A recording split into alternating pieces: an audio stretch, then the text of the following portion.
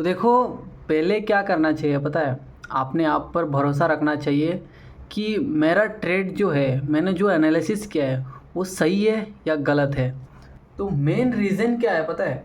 कि अपने अंदर क्षमता होना चाहिए कि मैंने जो एनालिसिस किया है, मेरा जो सेटअप है वो सेटअप क्या है। मेरा वो सेटअप में मेरा स्टॉप लॉस कितना है, मेरा टारगेट कितना है। आज अगर मेरा स्टॉप लॉस चला गया, लेकिन कल को मेरा टारगेट ज़रूर आएगा। जैसे कि मैं यहाँ से देखोगे, मेरा एसएल उड़ा दिया, जो कि इसमें उड़ाया नहीं था, बट पीएमएम का चार्ट में मेरा एसएल उड़ गया था। ठीक है, स्टॉप लॉस उड़ गया।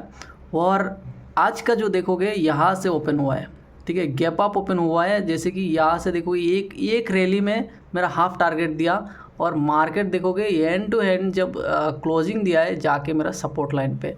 तो मैं हमेशा बोलता हूँ, मेरा जो ये सपोर्ट लाइन रहता है वो बहुत टाइम पुराना रहता है। ठीक है, वो बड़े टाइम फ्रेम में मैं यूज़ करता हूँ, जैसे कि 1 आवर, फिर 4 आवर, 1 मंथ, ऐसा मैं यूज़ करता हूँ।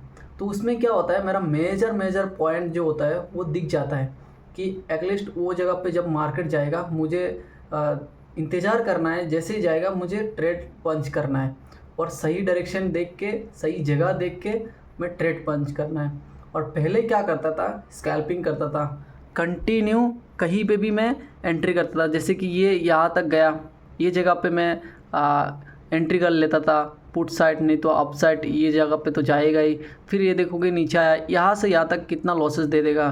तो ये स्कैल्पिंग करता था। फिर क्या क्या होता था पता है? ये आया 9 और 15 EMA को देख के मैं ये कुलबैक सोच के कि यहाँ तक आएगा, ये सोच के मैं ट्रेड ले लेता था। तो बहुत सारा दिक्कतें था, और वो दिक्कत को मैंने कैसे दूर किया, मैं बड़े टाइम फ्रेम में जाके एकदम से सोचा कि यार मैं स्कैल्पिंग, तो प्रॉफिट तो आ रहा था, बट उसमें क्या था, मेरा माइंड को मैं कंट्रोल नहीं कर पाता था।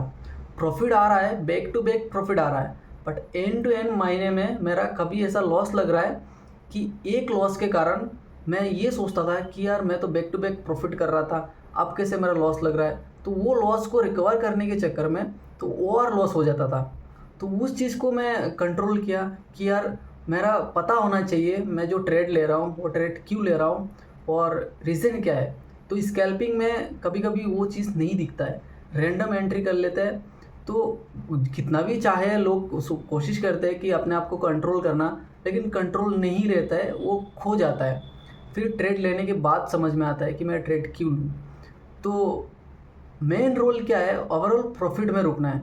तो प्रॉफिट में रुकोगे तभी जब भी आपका टारगेट आएगा, बड़ा टारगेट आएगा।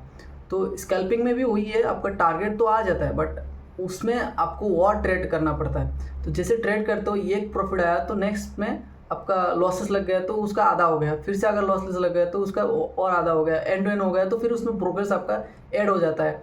तो एंड टू एंड में आपको लॉस ही लग जाता है। तो उस चक्कर में भी कुछ कुछ लोग लॉसेस करते हैं। तो ये मैं उस चीज़ को दूर किया हूँ, जो कि मैं एक चीज़ को फॉलो किया हूँ, जो टारगेट नहीं तो एसएल।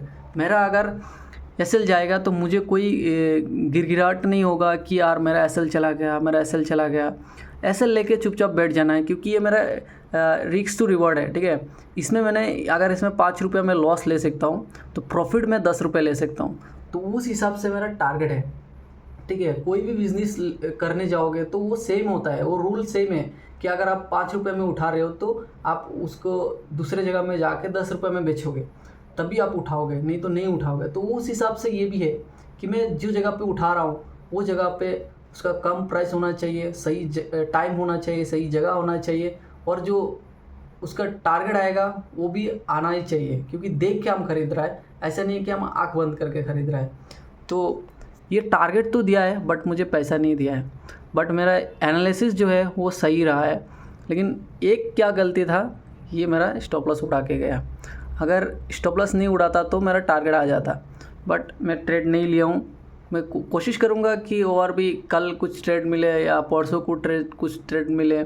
मैं एक ट्रेड पंच कर सकता था ये जगह पे, बट मैं ट्रेड नहीं लिया हूँ, क्योंकि मैं मार्केट देखना ही बंद कर दिया था। तो उस हिसाब से मैं ट्रेड नहीं ले रहा हूँ, और ट्रेड मेरा अभी बहुत कम रहता है। जैसे कि पूरा महीने में या 30 दिन में मेरा 15 दिन ही ट्रेड होता है, या समझ सकते हो 10 दिन ट्रेड होता है। तो मैं ट्रेड देख के यूज़ करता हूँ। ऐसा कभी कभी दिन में ट्रेड करता ही नहीं हूँ जब मिलता नहीं है मुझे सही जगह पे, और सही जगह पे मिलता है तो उसका रिवॉर्ड जो आता है बहुत ही बड़ा आता है। आप स्कैल्पिंग करके निकल भी नहीं पाओगे कम कैपिटल में, ठीक है, जो प्रॉफिट आता है। तो उस हिसाब से ठीक है, ब्रोकरेज बहुत कम जा रहा है क्योंकि मैं ट्रेड कम कर रहा हूँ, तो ट्रेड के हिसाब से ब्रोकरेज भी नहीं जाता है, तो ठीक ठाक चल रहा है। तो उस हिसाब से अपने आप को डेवलप करना है, ठीक है।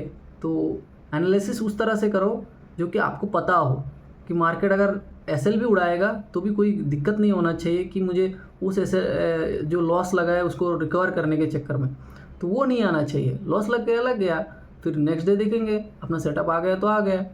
तो आज के लिए बस इतना ही है।